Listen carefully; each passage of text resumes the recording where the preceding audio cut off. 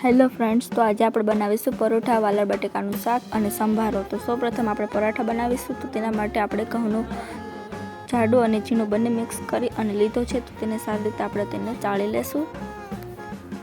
ત્યાર પછી તેમાં આપણે ચપટી મીઠું અને 2 ચમચી જેટલું તેલ ઉમેરી અને એકદમ સરસ રીતે મિક્સ કરી લેવાનું છે।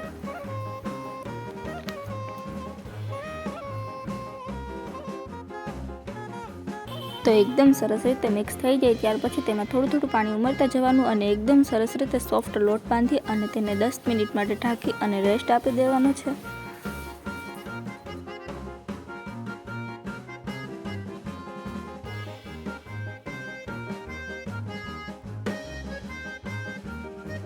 તો 10 મિનિટ થઈ ગઈ છે અને એકદમ સરસ રીતે લોટ આપણો સેટ થઈ ગયો છે। તો હવે આપણે હાથમાં થોડુંક ઓઇલ લઈ અને તેને સારી રીતે મસળી લેવાનો છે।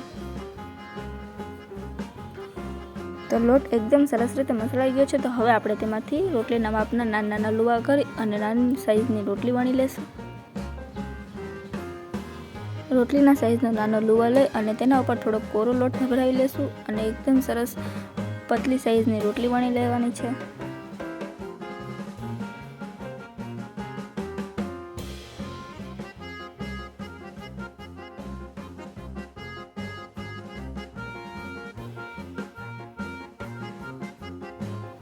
તો એકદમ સરસ રોટલી વણાઈ ગઈ છે। તો હવે આપણે તેના ઉપર ચમચી તેલ ઉમેરી અને એકદમ સરસ રીતે મિક્સ કરી લેશું। ફરતું લગાવી લેવાનું છે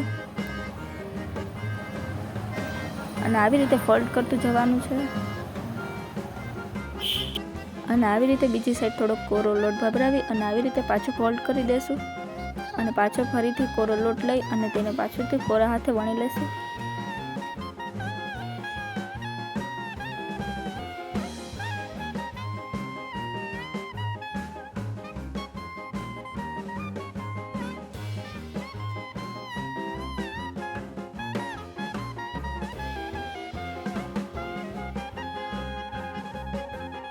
તો પરોઠો વણાઈ જાય તે પહેલાં મેં અહીંયા તવો ગરમ કરવા મૂકી દીધો હતો। તો તે પણ ગરમ થઈ ગયો છે। તો હવે આપણે તેના ઉપર તેને શેકી લેવાનો છે।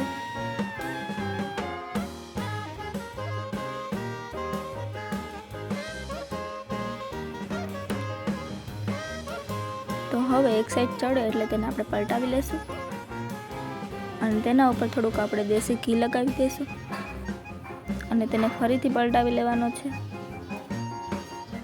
આવી જ રીતે બીજી સાઈડ પણ ઘી લગાવી અને તેને ફરીથી પલટાવી લેશું। એકદમ ગોલ્ડન બ્રાઉન થાય ત્યાં સુધી આપણે તેને એકદમ સરસ શેકી લેવાનો છે।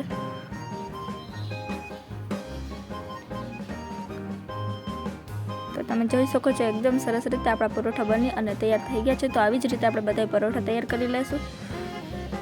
તો તમે પરોઠાને ઘી અથવા ઓઇલ બંનેમાં બનાવી શકો છો। ખૂબ જ સરસ લાગે છે ઘીમાં।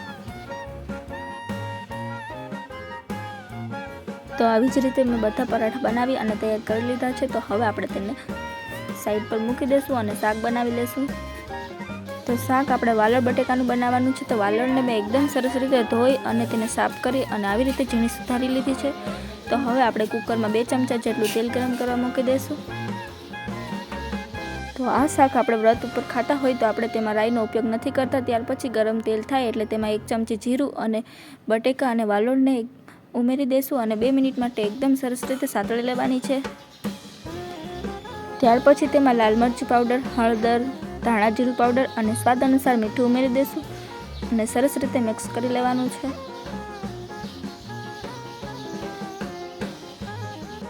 ત્યાર પછી તેમાં 1 ગ્લાસ જેટલું પાણી ઉમેરી દઈશું।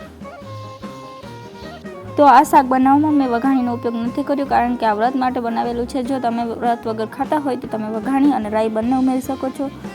ત્યાર પછી તેને આપણે ઢાંકણ બંધ કરી અને 3 વિસલ થાય ત્યાં સુધી આપણે તેને ચડવા દઈશું। તો 3 વિસલ બાદ આપણે ખોલીને જોઈ લઈશું તો શાક એકદમ સરસ બની ગયું છે। તો હવે આપણે સંભારો બનાવી લઈશું।